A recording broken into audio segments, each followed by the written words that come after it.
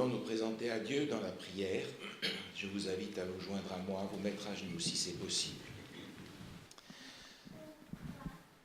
Notre Dieu, notre Père, à la fin de cette semaine de travail, d'activité, de déplacement, nous sommes heureux de venir dans ce lieu de prière pour te rencontrer et pour que tu nous accordes aux uns et aux autres et à chacun la paix du sabbat.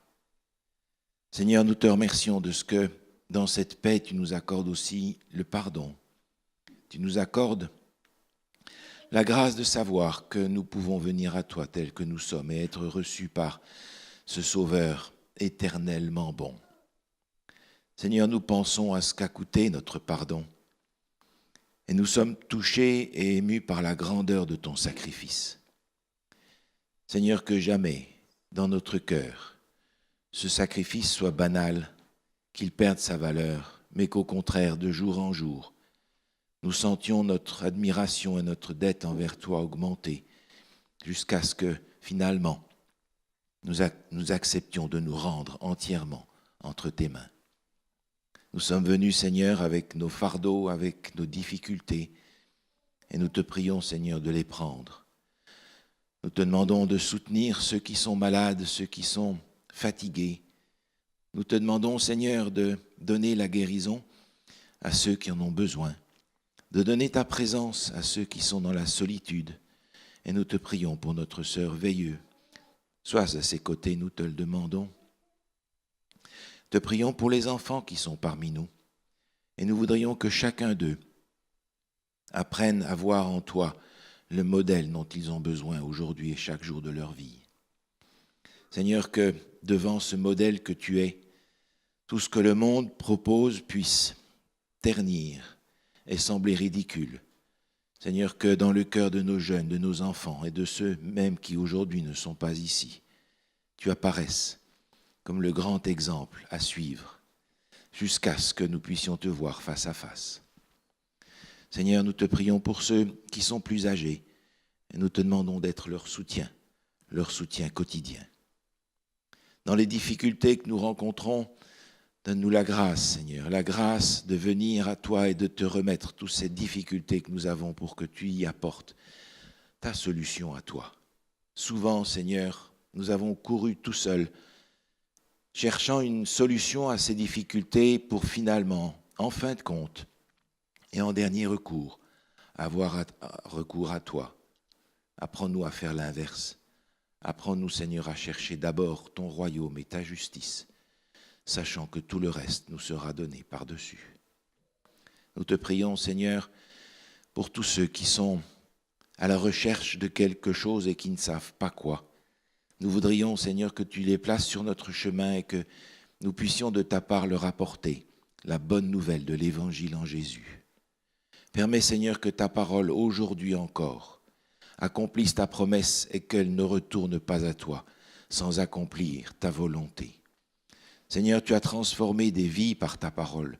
Tu nous as transformés nous-mêmes. Continue, Seigneur, à transformer tous ceux qui reçoivent ta parole avec le désir de t'y rencontrer personnellement. Ce matin, nous voulons te demander, Seigneur, cette grâce. Donne à chacun d'entre nous un message, un encouragement, une parole, un défi à relever, et que nous puissions partir de ce lieu en nous disant, nous avons rencontré aujourd'hui notre Dieu et notre Sauveur Jésus. En son nom nous te prions, et tous ensemble nous disons Amen et Amen.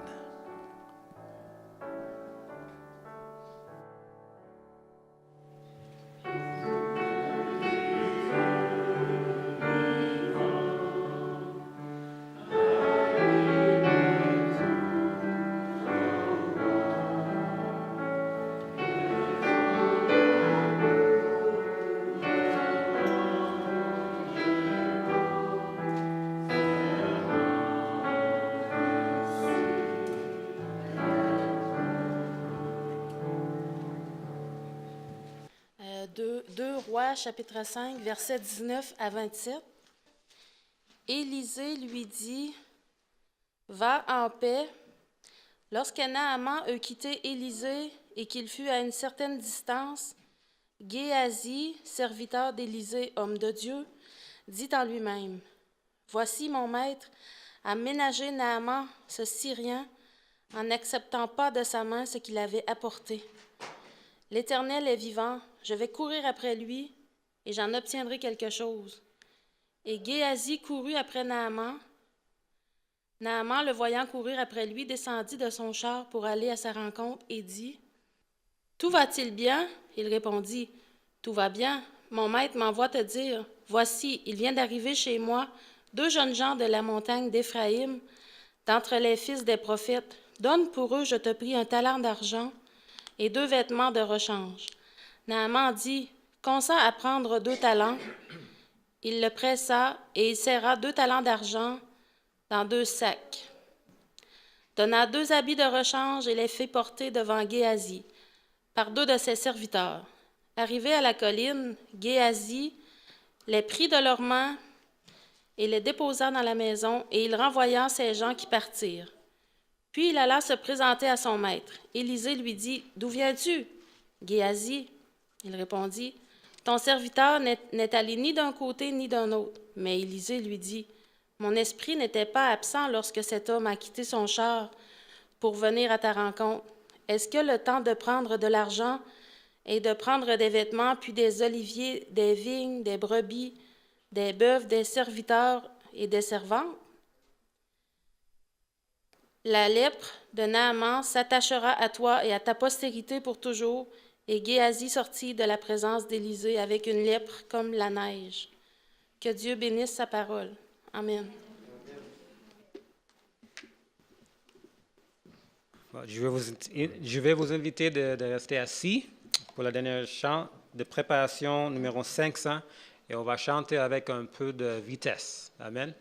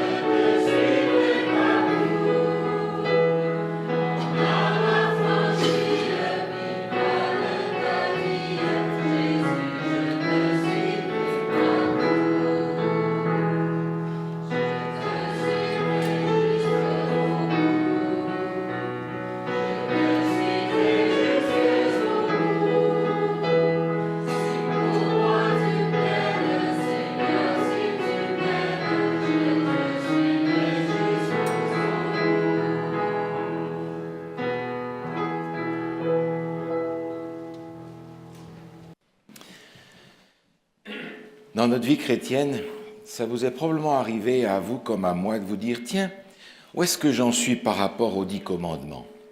Alors vous les prenez les uns après les autres. Tu n'auras pas d'autre Dieu devant ma face. Et puis non, il n'y a pas de problème. Prendre le nom de Dieu en vain. Non, prends pas le nom de Dieu en vain. Des idoles. Ben non, il n'y a pas d'idole dans mon église, de toute façon, c'est clair. Le sabbat, oui, check. Honore ton père et ta mère, etc. Puis on lui passe les uns après les autres, puis finalement, on se rend bien compte que les 10 commandements, mais on les observe après tout. C'est pas si mal que ça. Peut-être qu'il y a des choses qu'il faut améliorer, sans aucun doute, mais enfin, les 10 commandements, on n'a pas de problème avec ça. Et puis on arrive au 10e, tu ne convoiteras pas. Bon, ben check, moi je ne convoite pas particulièrement. Est-ce que vous avez remarqué que le 10e commandement est souvent celui pour lequel on prête le moins d'attention? Tu ne convoiteras point. Ben non, c'est normal, je ne convoite pas, moi. Mais réflexion faite, est-ce que vous êtes sûr?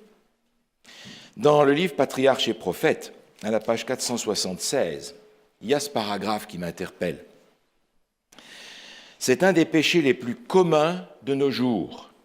et dont on fait le moins de cas. D'autres fautes sont poursuivies et châtiées, mais il est très rare que la violation du 10e commandement donne lieu, ne serait-ce qu'à une simple réprimande. Je crains que ça soit, hélas, trop vrai.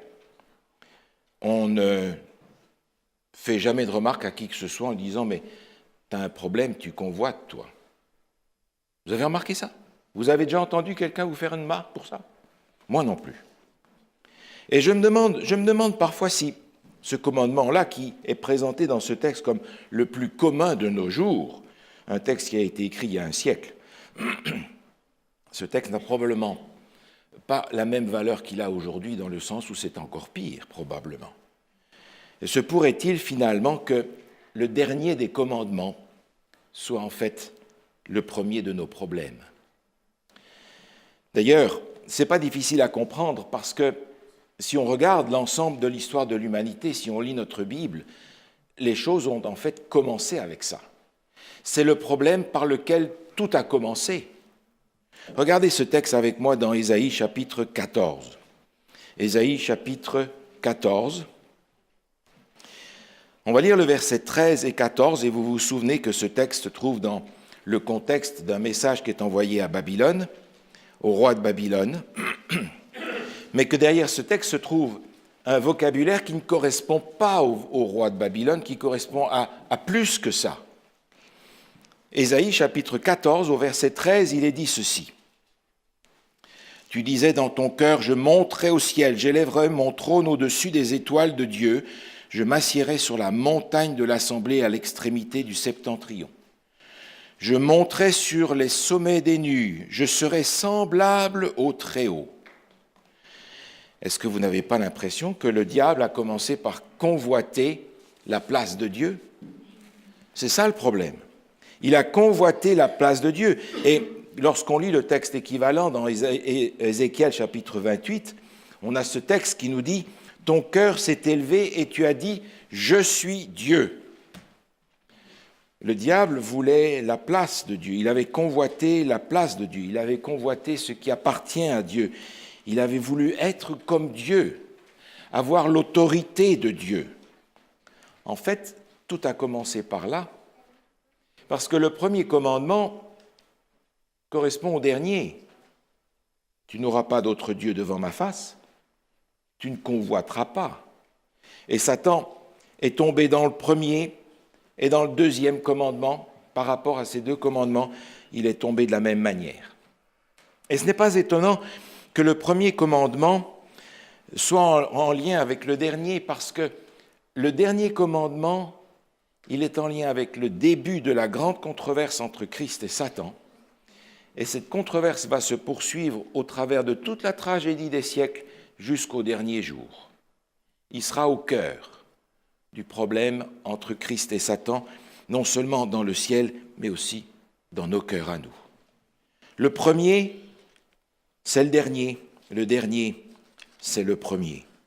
Cette grande controverse a commencé dans le ciel, et le dernier commandement, c'est celui dans lequel le diable est tombé dans le ciel. Et quand vous y pensez, c'est aussi le premier péché sur la terre. Regardez dans le livre de la Genèse maintenant. Livre de la Genèse au chapitre 3, nous avons ce récit de la chute d'Adam et Ève dans le péché. Adam et Ève vont choisir un nouveau maître. On le sait parce qu'ils commencent à obéir à quelqu'un d'autre qu'à Dieu. Ils ont changé de maître. Mais dans ce processus-là, Satan s'est utilisé la même stratégie. Au chapitre 3 de la Genèse, au verset 4, il nous est dit, par exemple, alors le Satan dit à la femme, « Vous ne mourrez point, mais Dieu sait que le jour où vous en mangerez, vos yeux s'ouvriront, vous serez comme Dieu, connaissant le bien et le mal. » Verset 6. La femme vit que l'arbre était bon à manger et agréable à la vue, et qu'il était précieux pour ouvrir l'intelligence. Elle prit de son fruit et en mangea. Le mot qui est traduit dans nos versions par précieux est en réalité le mot convoitable. Elle a vu qu'il était convoitable pour ouvrir l'intelligence. C'est exactement ce mot-là qui est employé. Elle a convoité ce que ce fruit était supposé lui donner. Et voilà comment Ève est tombée dans le péché en convoitant. Remarquez la séquence des mots ici. Elle vit, elle a convoité, elle a pris.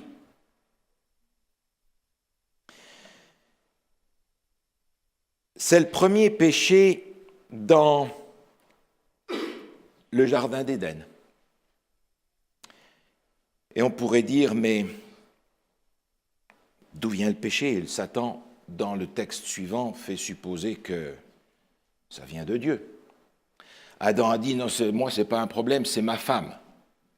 C'est ma femme qui m'a fait tomber dans le péché. Et la femme dit, non, moi, je n'y suis pour rien, c'est le serpent. Et après tout, qui c'est qui a créé le serpent? Donc finalement, c'est encore ta faute, Seigneur. Remarquez ce texte qui nous est donné dans l'épître de Jacques. Épître de Jacques, au chapitre 1er, une explication nécessaire nous est donnée ici. Jacques, chapitre 1er, au verset 13. Jacques, chapitre 1er, verset 13. Il est écrit que personne, lorsqu'il est tenté, ne dise « C'est Dieu qui me tente », car Dieu ne peut être tenté par le mal et il ne tente lui-même personne. Mais chacun est tenté quand il est attiré et amorcé par sa propre convoitise. Puis la convoitise, lorsqu'elle a conçu, enfante le péché, et le péché étant consommé, produit la mort. Jacques est ici en train de nous dire, ne pensez pas que c'est Dieu qui vous tente. Vous êtes simplement amorcé par votre propre convoitise. Et cette convoitise, elle naît de ce besoin que le diable fait naître dans notre cœur. Dans le cas de Ève, c'est ce qui est arrivé. Le diable fait naître dans notre cœur un besoin qu'il est absolument impérieux de satisfaire à tout prix. Et le diable nous fait comprendre quelque chose qu'il utilise encore aujourd'hui. C'est que si tu as, tu es. C'est la base, c'est le moteur du matérialisme. C'est la base de toute publicité. Si vous avez cette voiture, vous serez heureux, vous vous sentirez un homme. Si vous avez tel vêtement, vous allez vous sentir quelqu'un. Si vous avez cette maison, vous allez être quelqu'un de bien. Achetez ceci pour être cela. Ça, c'est le moteur du matérialisme, c'est le moteur de la publicité. On nous invite à avoir pour être. Dieu, lui, fonctionne dans l'autre sens. Il nous propose d'être pour avoir. Souvenez-vous tout simplement de cette parabole des talents. On n'a pas besoin de la reprendre ensemble, vous la connaissez. Cet homme qui part en voyage et qui va distribuer ses talents, son argent en réalité, ses poids d'argent à ses serviteurs en disant « Occupez-vous de le faire fructifier. » Quand il revient, demande des comptes. Et il va dire à ses serviteurs « C'est bien, bon et fidèle serviteur. Tu as été fidèle en peu de choses, je te confierai beaucoup. Si tu es fidèle, je pourrai te confier beaucoup. » Dieu travaille dans l'autre sens. Le Seigneur nous propose d'être, et quand il sait que nous sommes à son image, alors il peut, sans danger, nous confier quelque chose. La convoitise est le premier péché sur la terre. La convoitise a été le premier péché dans le ciel. Et figurez-vous que la convoitise a été le premier péché dans la terre promise. Prenez ce texte avec moi dans le livre de Josué, au chapitre 7. Josué, chapitre 7, nous raconte cette histoire qui s'est passée au moment où le peuple d'Israël rentre dans la terre promise. Josué, chapitre 7. On lit dans le chapitre précédent cet événement que vous avez raconté aux enfants, je ne sais combien de fois, la prise de Jéricho, qui est la clé de la nouvelle terre, la première forteresse à prendre. Et vous vous souvenez qu'il avait été dit, chapitre 6, verset 17, « Tout l'argent et tout l'or, tous les objets d'airain de fer seront consacrés à l'Éternel et entreront dans le trésor de l'Éternel. » Cette ville était dévouée par interdit. Tout ce qu'ils avaient pris appartenait à l'Éternel. Et puis il y a un homme qui s'appelle Akan, qui a vu des choses tellement convoitables qu'il s'est dit, mais c'est quand même dommage de gaspiller tout ça, je vais en prendre un petit peu. Et vous vous souvenez qu'il avait caché ça dans sa tente. À cause de cela, dans la guerre contre la petite ville de Haï, le peuple d'Israël a perdu plusieurs dizaines d'hommes. Scandale, que s'est-il passé? Et finalement, Dieu va mettre le doigt sur Akan, comme étant celui pour lequel toute la faute, celui sur lequel la faute est retombée sur le peuple entier. Et lorsque l'on va interroger Akan, regardez bien comment il répond. Josué chapitre 7, lisons à partir du verset 19. Josué dit à Akan, « Mon fils, donne gloire à Dieu, le Dieu d'Israël, et rends-lui hommage.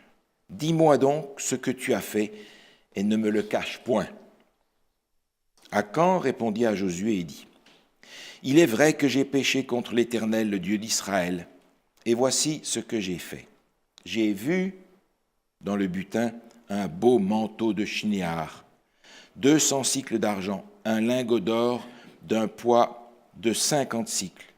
Je les ai convoités et je les ai pris. Ils sont cachés dans la terre au milieu de ma tente. » Avez-vous remarqué que dans la manière dont Josué explique ce qu'il a fait, on retrouve la même chose que ce qu'on avait dans le livre de la Genèse. J'ai vu, j'ai convoité, j'ai pris et j'ai caché. Après avoir péché, Adam et Ève se sont cachés, eux, loin de la face de Dieu. Même vocabulaire. J'ai vu, j'ai convoité, j'ai pris et j'ai caché. Le lien est évident entre ce qui s'est passé en Éden et ce qui s'est passé à la rentrée même du peuple de Dieu dans la terre promise. Quelle drôle d'introduction. Oh là, ils n'ont pas adoré des statues, ils n'ont pas pris le nom de Dieu en vain, non, rien de tout ça. Donc on aurait pu mettre check sur les 9 premiers commandements. Mais le 10e a été le premier des commandements qui ont été enfreints à l'entrée dans la Canaan terrestre. Premier péché dans le ciel, premier péché sur la terre, premier péché lorsque le peuple de Dieu entre en Canaan. Mais figurez-vous, c'est aussi le premier péché dans l'Église. Premier péché dans l'Église, regardez dans le texte que nous avons dans le livre des Actes au chapitre 5. Actes chapitre 5. L'Église est encore très jeune. C'est juste peu de temps après le chapitre 2 où des milliers de personnes sont entrées dans l'Église. Actes chapitre 5. Il nous a dit au verset 1er, « Un homme nommé Ananias, avec Saphira sa femme, vendirent une propriété et retinrent une partie du prix, sa femme le sachant. Puis il apporta le reste, le déposa aux pieds des apôtres. Pierre lui dit, « Ananias, pourquoi Satan a-t-il rempli ton cœur au point que tu mentes au Saint-Esprit et que tu aies retenu une partie du prix du champ? S'il n'avait pas été vendu, ne te restait-il pas? Et après qu'il ait été vendu, le prix n'était-il pas à ta disposition? Comment as-tu pu mettre en ton cœur un pareil dessein? Ce n'est pas à des hommes que tu as menti, mais à Dieu. » Ananias voulait vendre, donner ce qu'il avait comme les autres à la communauté chrétienne. Mais il dit, mais quand même, je ne peux pas donner tout cet argent-là. Je vais en garder une partie. Et Pierre lui dit, mais tu pouvais tout garder. Tu pouvais tout garder. Le problème, c'est que tu as convoité et tu as fait croire que tu ne convoitais pas. Et lorsqu'on me dit que le Dieu de l'Ancien Testament, c'est un Dieu très méchant et que le Dieu du Nouveau Testament, c'est le gentil Jésus, regardez ce texte. Ananias et Saphira sont morts sur le coup. Comme pour me dire, le dernier des commandements est aussi grave que le premier, parce qu'il conduit comme tous les autres à la mort. Et on peut s'étonner que la punition soit si forte. Comme d'ailleurs, on peut s'étonner que la punition ait été si forte pour Akan. Parce que lorsque, finalement, ils ont pu prendre la ville de Haï, un peu plus loin, Dieu leur avait dit, prenez tout le butin pour vous. Alors, pourquoi on ne pouvait pas là et pourquoi est-ce qu'on pouvait maintenant? Ah, mais c'est parce qu'il y a un principe dans l'Écriture. Dieu servit d'abord. Dieu avait demandé que le butin de Jéricho soit les prémices de ce qu'ils allaient avoir. Donc tout ce qui allait être pris dans Jéricho appartenait à Dieu, c'était les prémices pour Dieu. Le reste, ce sera pour vous. Cherchez, premièrement, le royaume des cieux, sa justice. Tout le reste vous sera donné par-dessus. Dieu d'abord. Dieu d'abord. Alors, Akan et Ananias ont finalement le même problème, un problème de convoitise qui fait que finalement, que ce soit dans le ciel, que ce soit dans le jardin d'Éden, que ce soit dans l'entrée en Canaan ou au début de l'Église, ça a toujours commencé de la même manière. Et ce n'est pas pour rien que dans le livre de Josué, où on était tout à l'heure, on va reprendre ce texte au chapitre 6. Josué, chapitre 6. Il est dit ceci au verset 18.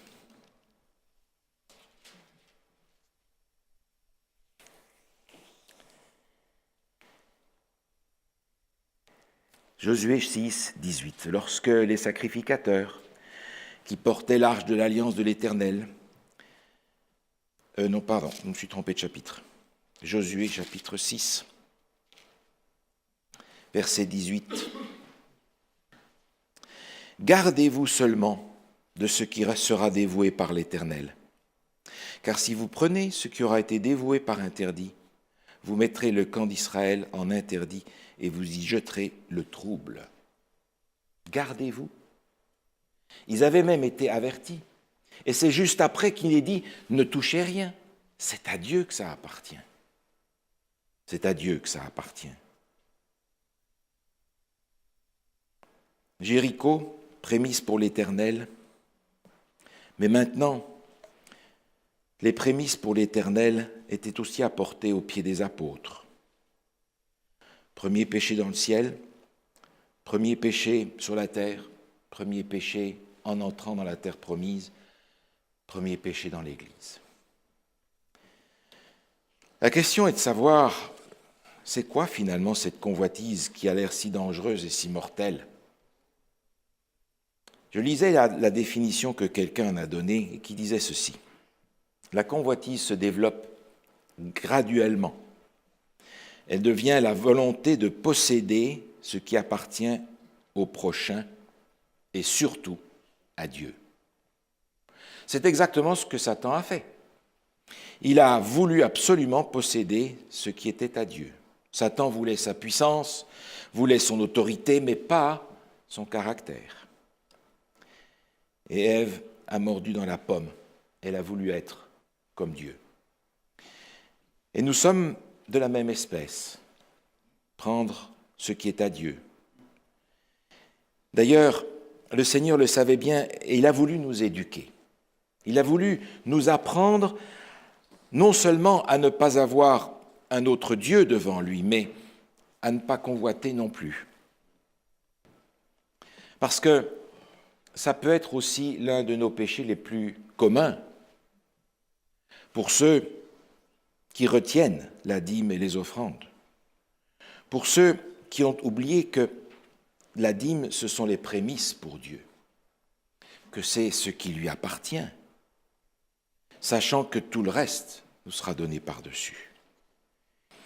C'est aussi peut-être ce que nous faisons lorsque nous retenons les offrandes que Dieu nous invite à partager avec lui d'un cœur joyeux. Vous comprenez, Dieu demande à être servi premier. Mais est-ce que c'est un caprice de sa part? Parce qu'enfin, il a déjà tout, d'après ce qu'il dit. Puisque Dieu a tout, pourquoi est-ce qu'il faut encore qu'on lui donne un premier?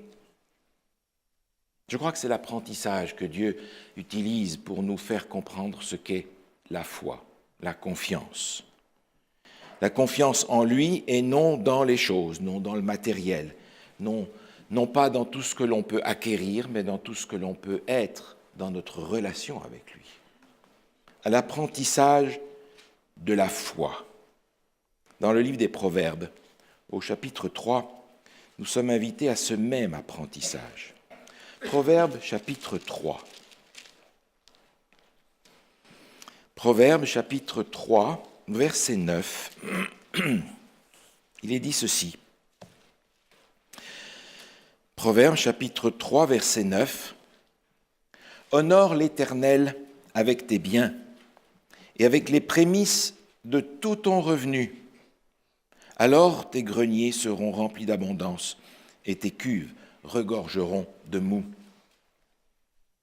Sers Dieu d'abord en lui donnant ce qui est à lui. Parce que je peux, vous savez, finalement, commettre un péché de vol. Parce que si je ne rends pas ce qui n'est pas à moi, qu'est-ce que j'ai fait? Oh, je peux commettre ce vol par l'omission de restitution à celui à qui ça appartient. Et la convoitise enfante un autre péché qui est le vol. Peut-être que nous sommes aussi coupables de cela pour ceux d'entre nous qui gardent les biens qui appartiennent à Dieu et que sont les dîmes et les offrandes. Peut-être que nous sommes aussi coupables de cela quand nous gardons le temps qui est réservé à Dieu et qui s'appelle le sabbat. Peut-être que nous sommes aussi coupables de la même chose lorsque nous conservons pour notre bénéfice les talents que Dieu nous a donnés alors qu'il nous les a donnés pour le service. La convoitise. Dans le livre Patriarches et Prophètes, à la page 478, je lis ce paragraphe. Le péché d'Acan avait fait courir un grand péril à toute la nation. Aujourd'hui encore, la faute d'un seul peut attirer sur l'Église le déplaisir de Dieu, qui pèsera sur elle jusqu'à ce que le mal ait été découvert et banni de son sein. L'influence la plus à craindre par l'Église n'est pas de celle de ceux qui s'opposent à elle ouvertement, des infidèles ou des blasphémateurs, mais plutôt celle de ceux qui prétendent suivre Christ et mènent une vie inconséquente. Ce sont eux qui empêchent Dieu de répandre ses bénédictions sur l'Église de Dieu et la gardent dans un état de faiblesse. Ah, mais le danger n'est pas nécessairement là où on pense. Le plus grand danger, nous dit ce texte, se trouve parmi ceux qui prétendent suivre Christ et cependant mènent une vie inconséquente. Et là, mes amis, je crains que nous soyons tous dans le même bateau. Vous savez à quel point nos jeunes et nos adolescents sont prêts à signaler toutes nos inconsistances dans notre vie. Je crois qu'ils sont un instrument de Dieu pour bien nous faire comprendre que même si nous sommes adultes, nous ne sommes pas arrivés encore. Parce que finalement, si la convoitise est le premier péché dans le ciel, le premier péché sur la terre, le premier péché dans la terre promise, le premier péché dans l'Église, peut-être se pourrait-il qu'il soit aussi le premier péché dans ma vie, après tout. Et que j'ai peut-être checké les 9 premiers des 10 commandements sans réfléchir suffisamment au dernier qui me renvoie finalement au premier des commandements. Antoine Nuis, qui est un pasteur protestant, directeur de la revue Réforme, écrit ceci. La convoitise est une maladie qui considère le frère comme un concurrent, le prochain comme un objet et l'objet comme une idole. Alors peut-être que je suis idolâtre après tout, à cause de la convoitise. Encore une fois, dans Patriarches et prophètes, à la page 477, Ellen White écrit « La convoitise se retrouve partout. Elle crée le mécontentement et la dissension dans les familles. Chez le pauvre, elle fait naître l'envie et la haine contre le riche. Chez le riche, elle provoque l'oppression avare du pauvre. » La convoitise, finalement, et vous l'avez sans aucun doute vu déjà dans votre vie, détruit les relations familiales à cause d'un héritage. La convoitise détruit le couple parce qu'on désire quelqu'un d'autre. La convoitise détruit la simplicité de la vie pour des plaisirs beaucoup plus sophistiqués. La convoitise détruit la fraternité et l'amitié parce que l'on n'a pas eu la position que l'autre a reçue. Et finalement, la convoitise détruit Jésus au jour de Noël parce qu'on a l'obsession des cadeaux. La convoitise, finalement, c'est véritablement le premier des péchés.